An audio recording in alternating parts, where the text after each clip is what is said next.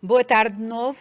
Agora, para darmos quase fim à nossa conferência Novos Tempos, Novos Desafios, e eu quero referir que foi extraordinária a mesa anterior, igualmente como as restantes que tivemos, um dia cheio de coração repleto de felicidade, de alegria, que é fundamental quando estamos a fazer aquilo que gostamos, que são estas coisas da saúde. E para fecharmos com chave de ouro, temos uma conferência final intitulada A Saúde, uma reflexão no presente para o futuro. Para nos proferir esta conferência, temos o Sr. Professor Alexandre Quintanilha, a quem agradeço em nome da APDH muito a presença. É doutorado em Física na África do Sul, agregado em Biofísica, professor universitário jubilado e investigador emérito. Dirigiu o Centro de Estudos Ambientais desde 1991, enquanto professor da Universidade do Porto. Fundou o Instituto de Biologia Molecular e Celular dessa mesma universidade. Presidiu ao Comitê da Fundação Europeia para a Ciência, Comissão Europeia e OCDE, bem como várias outras organizações de investigação nacionais e internacionais. Nos últimos anos tem também trabalhado sobre percepção do risco e compreensão pública da ciência, por exemplo, nas áreas do melhoramento cognitivo. É deputado na Assembleia da República, onde preside a Comissão de Educação e Ciência. É presidente do Conselho Científico do Pavilhão do Conhecimento e preside à minha escola, no Conselho de Escola da Escola Nacional de Saúde Pública. Um homem de saber, um homem do conhecimento, com um percurso científico brilhante, em que só posso dizer que é uma honra para a PDH tê-lo enquanto conferencista. Muito obrigada.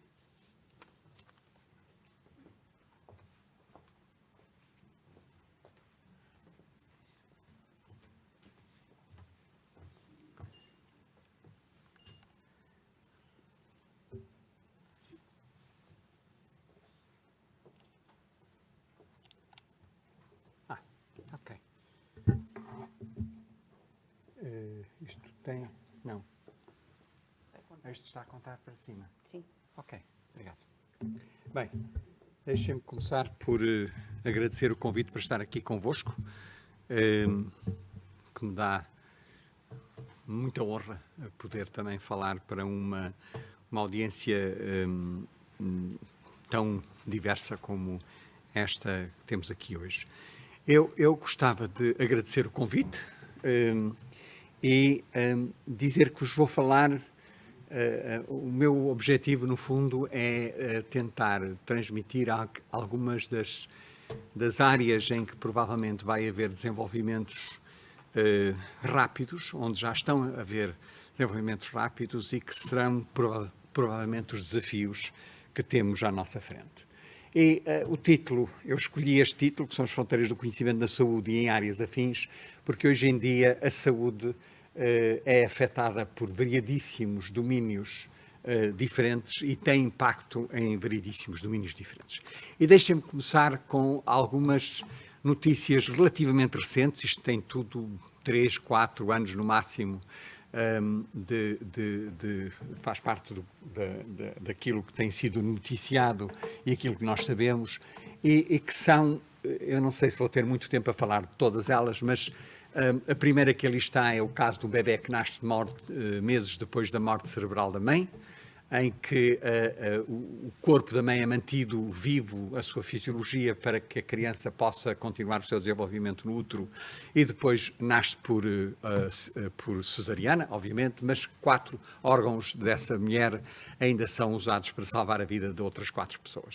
Crianças com 3 progenitores têm a ver com aquelas doenças que têm degenerativas e em que são os genes da mitocôndria que são responsáveis por essas doenças e a possibilidade de substituir as mitocôndrias que venham de uma terceira pessoa e não nem do pai nem da mãe da criança. E, portanto, fazer com que não só a criança nasça sem essa doença, mas ainda mais importante é que ela transmita nas gerações futuras, não transmita nas gerações futuras essa doença novamente. A biónica, podem ver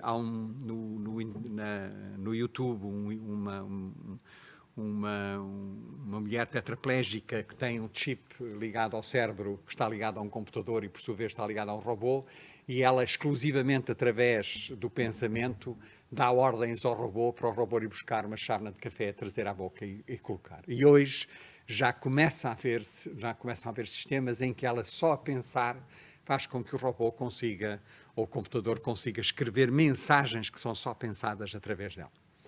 A técnica CRISPR-Cas9, que deu o prémio Nobel a 2 mulheres no ano passado, e que está a ser usada em variadíssimas dimensões, não só no melhoramento de plantas e de animais, na evolução dirigida, quer dizer, evolução naquela em que são escolhidos determinadas alterações do DNA para que micro-organismos tenham características específicas, como, por exemplo, a digestão do plástico ou coisas desse tipo.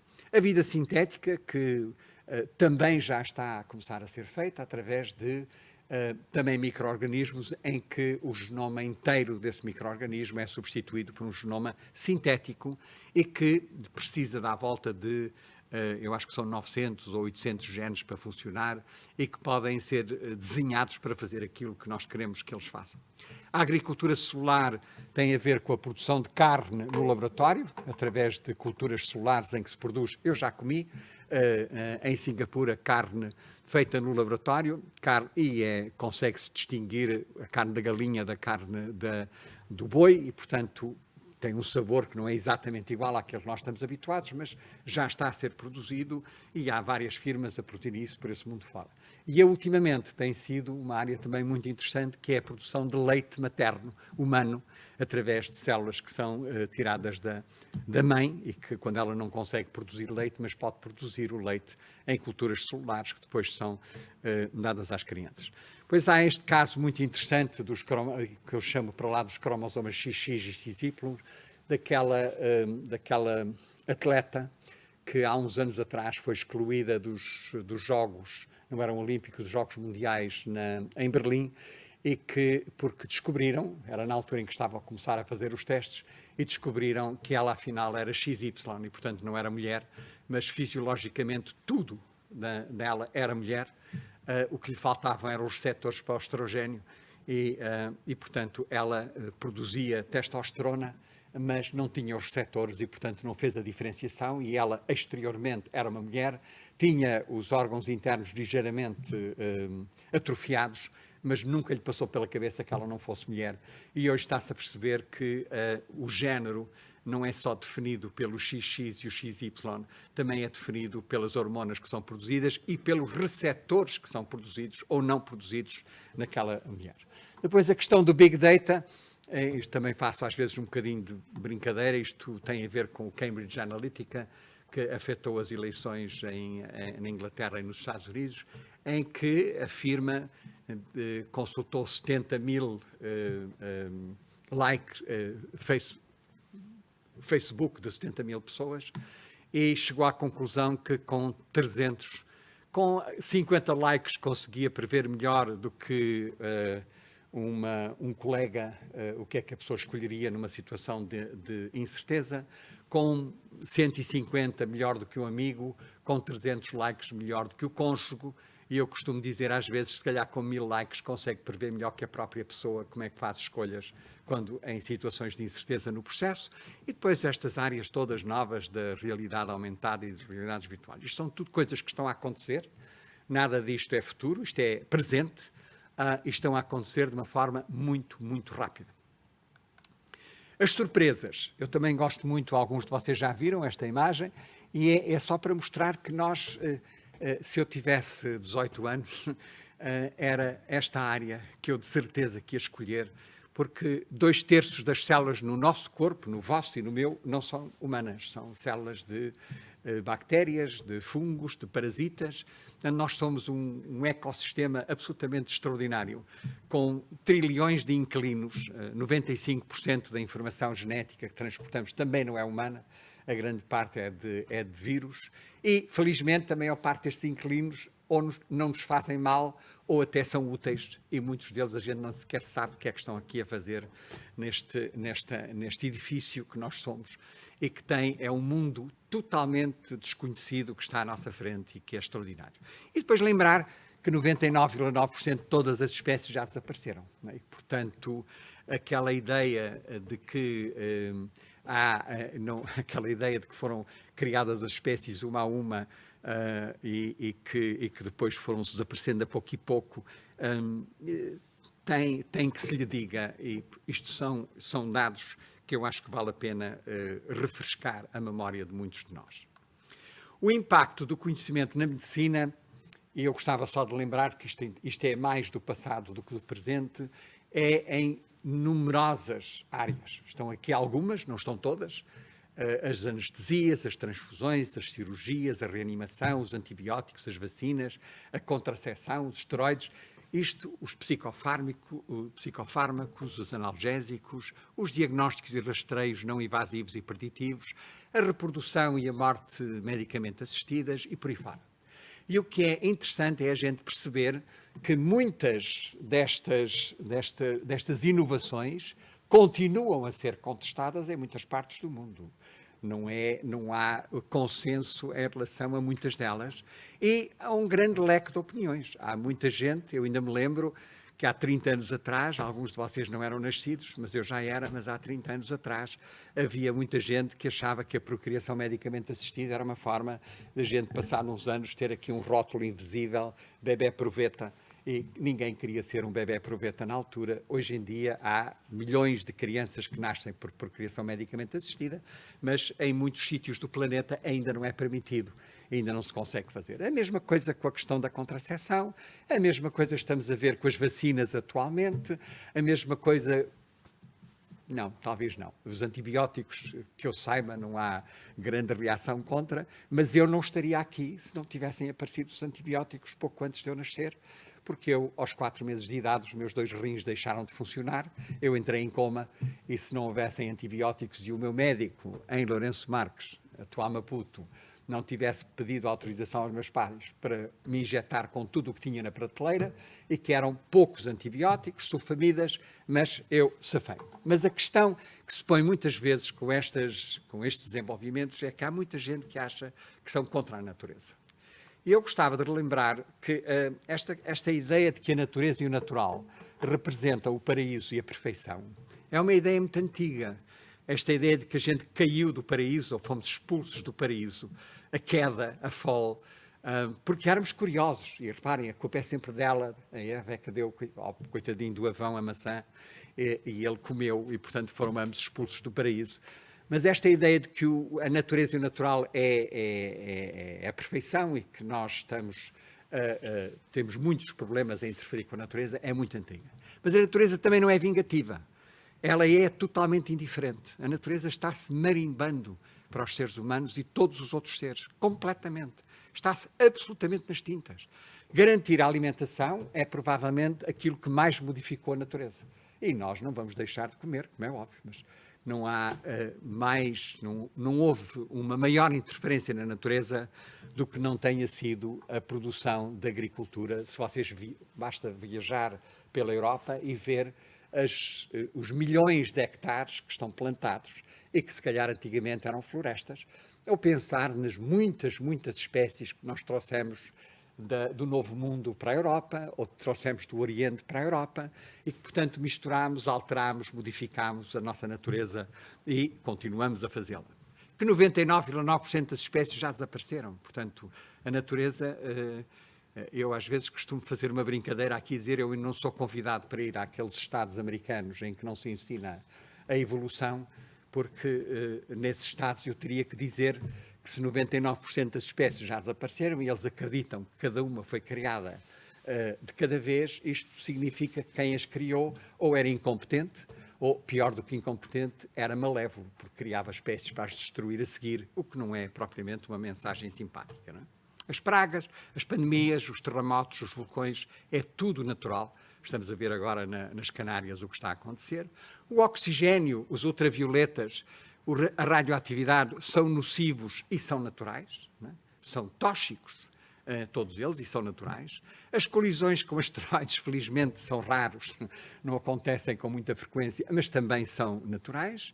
A inovação tem sido a grande modificadora da natureza, em todos os seus aspectos, e o conceito de natureza humana não é nada consensual. Eu lembro-vos que o Hobbes achava que os humanos eram todos uns trastes e precisavam de governos muito autoritários. O Rousseau achava que nós éramos todos muito simples e era a sociedade que nos estragava. O Hume achava que nós, afinal, até gostávamos da sociedade, mas tínhamos dificuldades em viver com ela. E agora, os dois Watsons, o John e o James Watson, um acha que nós somos só a nossa genética, o outro achava que éramos só o nosso meio ambiente, e hoje sabemos que são as duas coisas e, portanto, temos até alguma dificuldade em distinguir uma da outra. Mas isto é tudo para mostrar e para vos tentar convencer de que, de facto, a natureza está-se absolutamente nas tintas para nós. E nós modificamos a natureza e estamos andando a modificá-la há imensos séculos e milénios. Às vezes com surpresas desagradáveis, como já vamos ver a seguir, mas é o que nós temos andado a fazer.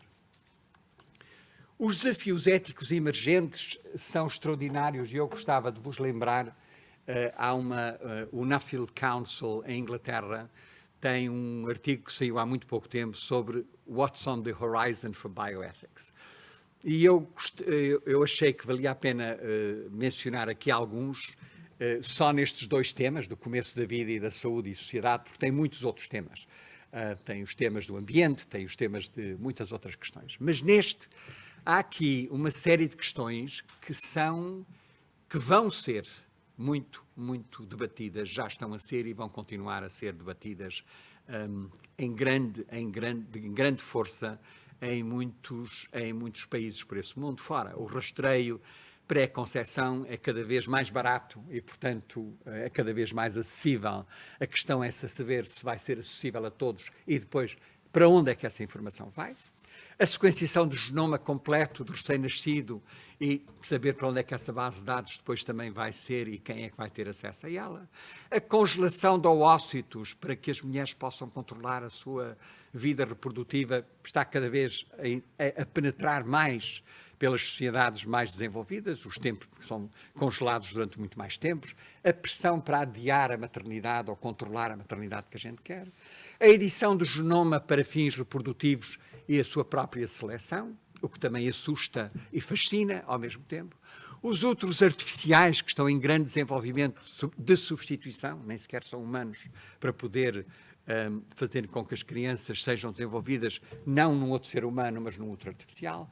Os gametas produzidos in vitro, através de outras células e que fazem questionar depois onde é que a gente vai definir a parentalidade genética das crianças que possam nascer. A síntese de cromossomas completos, que já é possível em micro-organismos, nos seres humanos ainda não é, mas vai ser a muito curto prazo.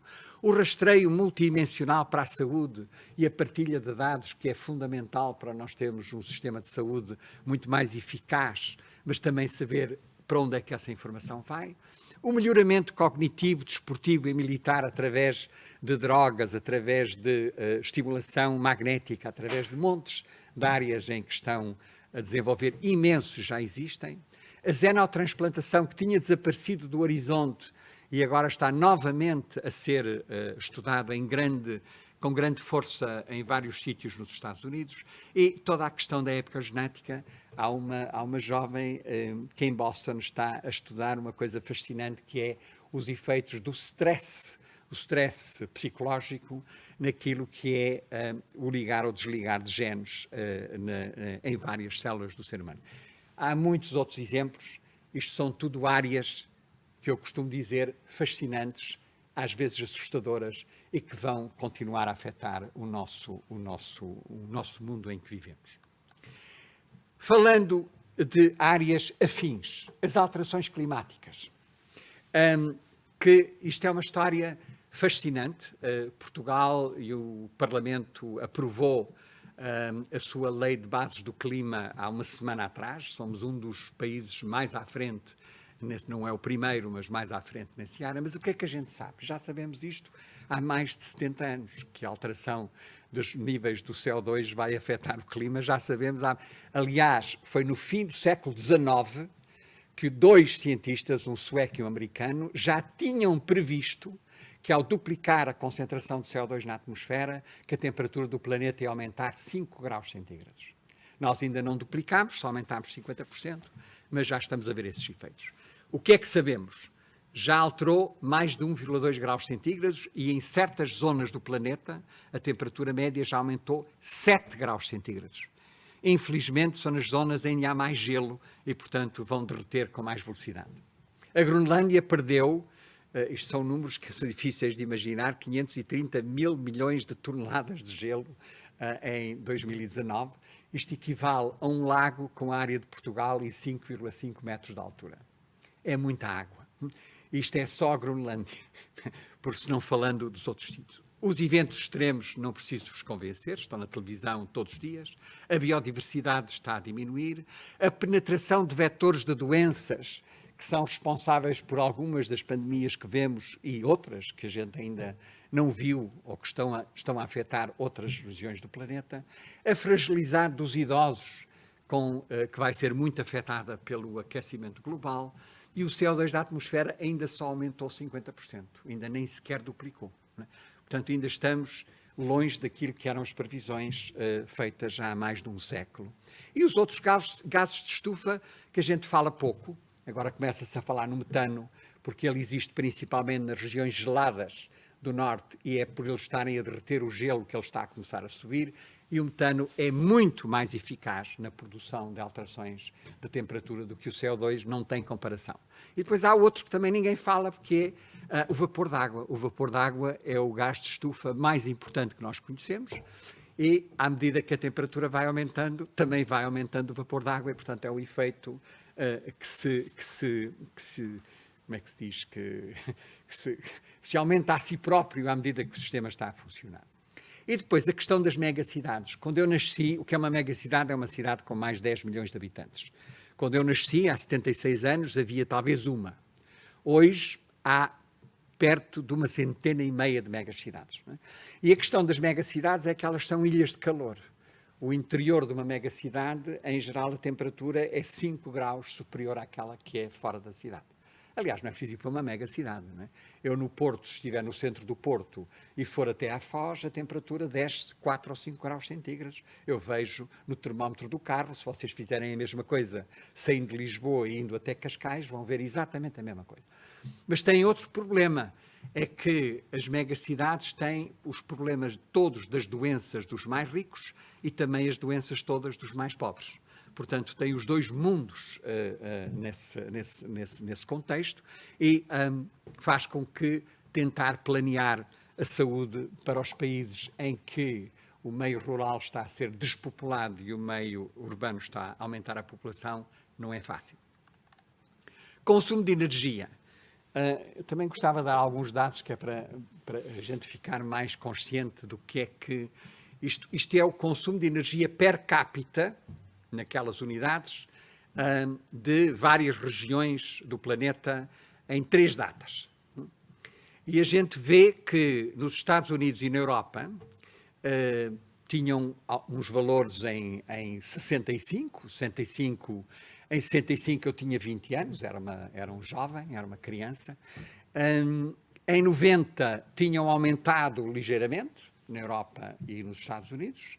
E agora estão a começar a crescer, porque há energia, os sistemas são mais eficientes, nós estamos a substituir por energias renováveis e, portanto, o consumo de energia também está a ser mais eficiente nesse processo. Agora, no resto do mundo, e o resto do mundo é onde estão 7/8 da população do planeta, o consumo de energia, como vocês veem, em 65 era irrisório na China, na Índia e em África. e reparem como é que ele cresceu ou está a crescer nessas regiões. Porquê? Porque os chineses e os indianos e os africanos querem viver como nós, como é óbvio, né? Porque é que não vão querer viver com o mesmo conforto que nós temos? Querem viver da mesma maneira e é o que está a acontecer. E, portanto, por muito que a gente faça para sermos mais eficientes na Europa e nos Estados Unidos e consumir menos energia fóssil, se estas grandes regiões do mundo não forem afetadas, nós o melhor que temos a fazer não é mitigar, mas é adaptar às alterações climáticas que estão aí e que vão continuar a estar presentes. Estes dados também são muito interessantes, que têm a ver com a desaceleração demográfica mundial. A taxa de crescimento atual da população do mundo é de 1%. Em 1960, era de 2%. Portanto, nós reduzimos para metade a taxa de crescimento da população mundial. Mas como temos o dobro da população, isto faz com que estamos a aumentar todos os anos em 70 a 80 milhões de pessoas, não só em 1960, como ainda hoje. Mas a taxa de fertilidade, que é o número de crianças que os casais ou as mulheres têm, atual é 2,44. E era de 5 em 1960. Portanto, a produção de crianças, quer dizer, o nascer de crianças, é muito menor nesta altura do que era em 1960. Mas as previsões ainda são mais fascinantes, porque as Nações Unidas, há 2 anos, previam que o máximo da população mundial seria de 11 mil milhões de habitantes em 2100, com uma taxa de fertilidade de 1,9. Taxa de fertilidade para manter a população mundial é de 2,1, portanto, isto é com a população a decrescer no planeta. E o Lancet, que todos aqueles que estão em medicina têm a obrigação de conhecer, o Lancet, o ano passado, fez uma previsão ainda mais perturbadora. É que não só o máximo da população nunca iria atingir os 10 mil milhões, que isso aconteceria mais ou menos a meio deste século, e que a taxa de fertilidade no fim deste século seria de 1,66, que é ligeiramente superior àquela que é em Portugal neste momento. E, portanto, isto são números que mostram que a população está em franco declínio em todo o mundo, a decrescer, ou antes, ainda está a crescer, mas vai começar a decrescer em breve. Isto vai ter consequências, obviamente, naquilo que são a percentagem de idosos e de crianças e de pessoas na idade de trabalho.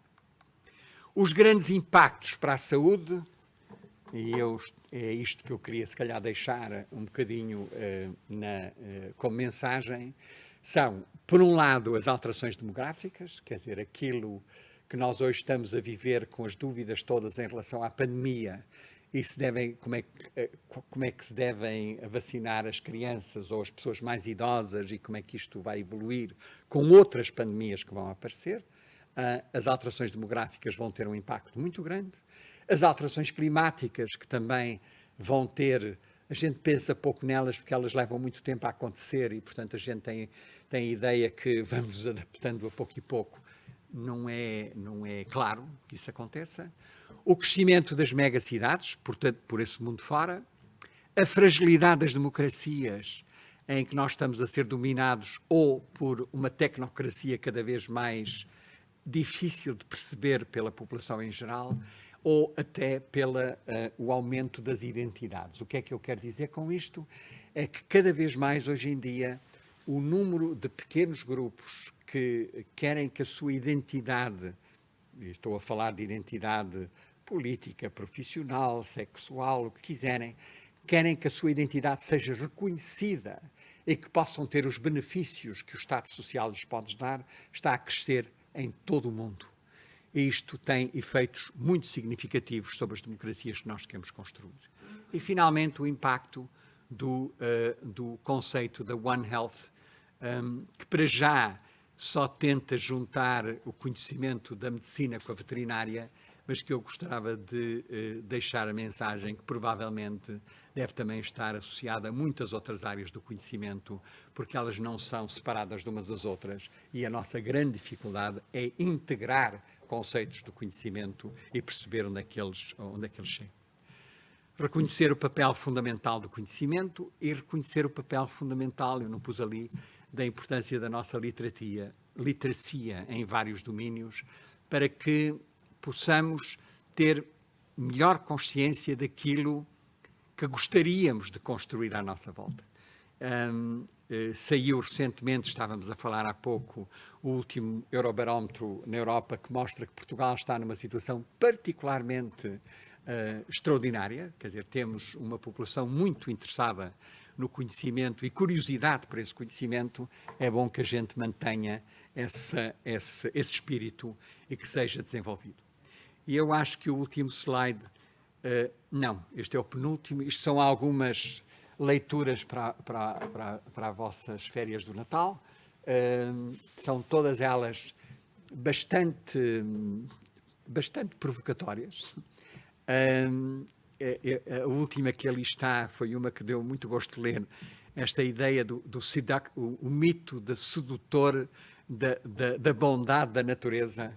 É muito, muito perturbador, mas eu recomendo altamente, porque faz-nos pensar sobre esta ideia do natural e da natureza, que cada vez mais nos meios de comunicação aparece como seja a perfeição à nossa volta. E para terminar, duas mensagens. A primeira também é uma leitura recente minha, que eu acho que é muito importante a gente perceber. Eu não sei traduzir isto para português, não é? Mas all lives are precious. Toda a gente sabe isso, não é? All lives are precious, but they are not priceless. E a questão de não ser priceless tem um impacto enormíssimo na questão da sociedade que queremos e dos sistemas de saúde que nós queremos. E é muito perturbante perceber isto e aceitar isto. E a outra é aquilo que eu acho que deve estar escrito em todas as universidades e escolas, que é que a função principal do conhecimento é transformar espelhos em janelas. Eu acho isto é de um jornalista, não é de um cientista, é de um jornalista, e eu acho isto uma frase de uma elegância e de uma profundidade fantástica, porque os espelhos, em geral, o que fazem são um bocadinho, fazem com que a gente goste de se aprecie mais a si próprio. E eu acho que a gente transformar os espelhos em janelas é o grande desafio que temos na área do conhecimento, e é com essa mensagem que eu gostava de vos deixar a 3 segundos dos 30 minutos. E muito obrigado a todos.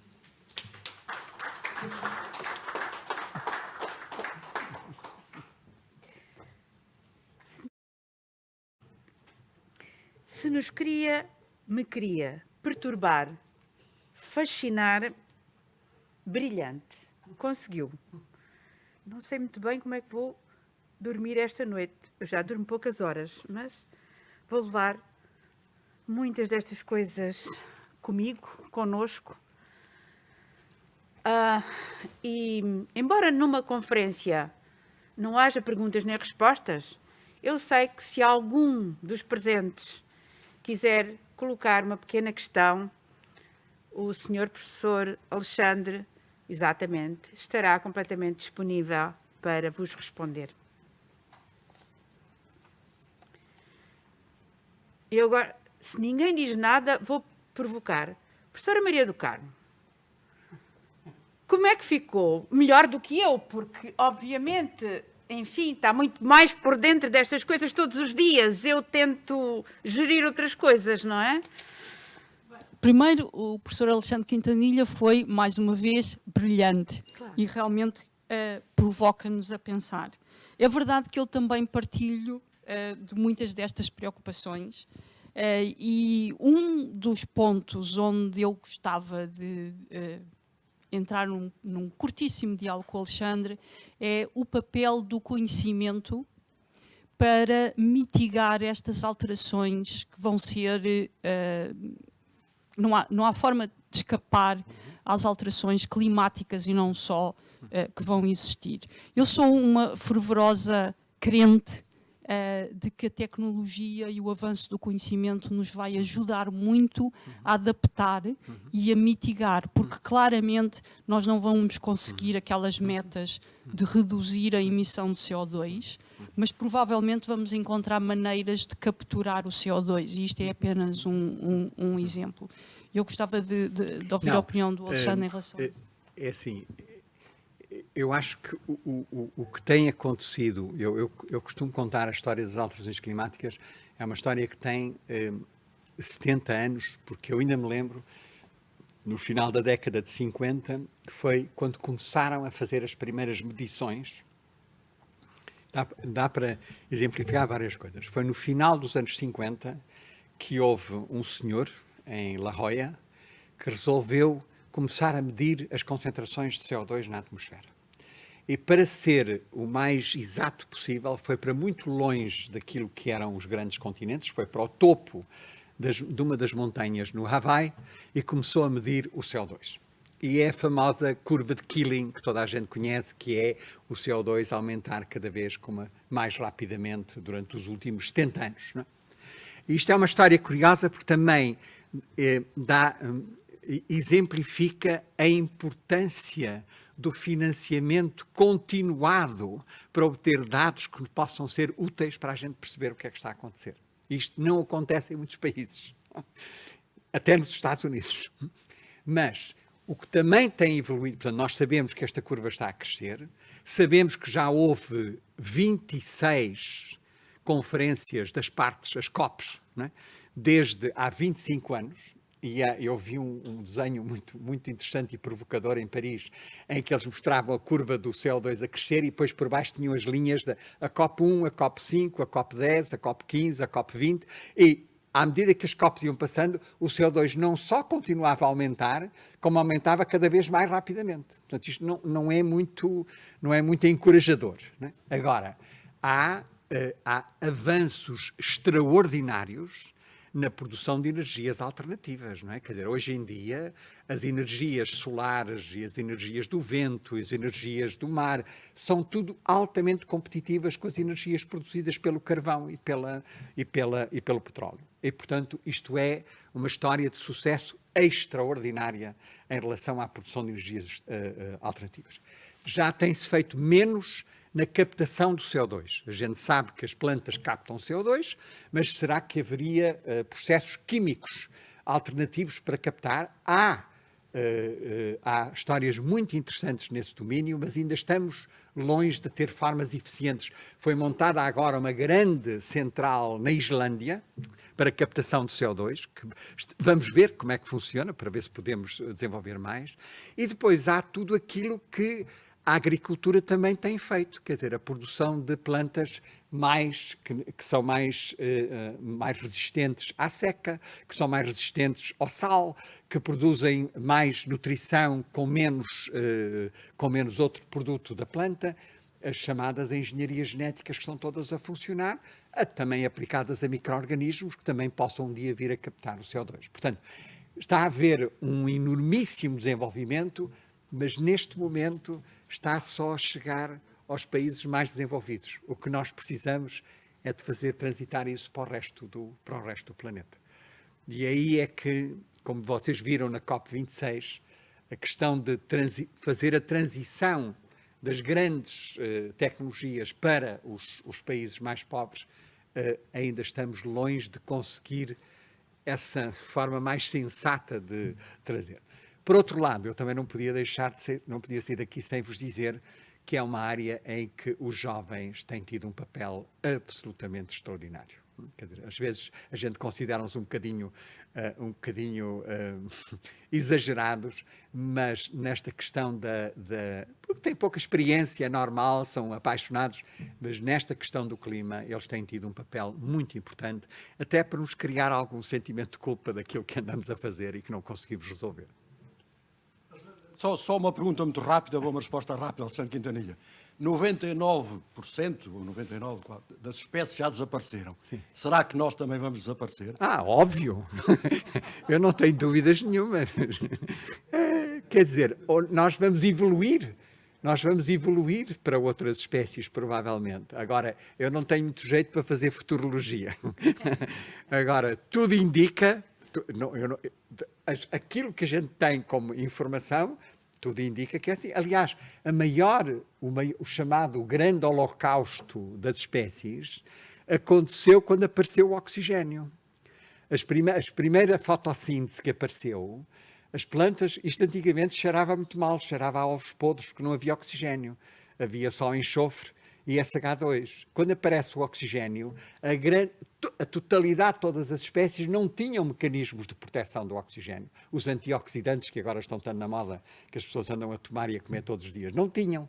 E, portanto, quando apareceu o oxigênio, 99,9% de todas as espécies provavelmente desapareceram. Só aquelas que se adaptaram lentamente é que conseguiram desenvolver. Agora, que a gente vai evoluir para outras coisas, eu espero bem que sim. Nós também não somos assim nenhuma maravilha. Vamos lá ver. Vamos nos adaptar.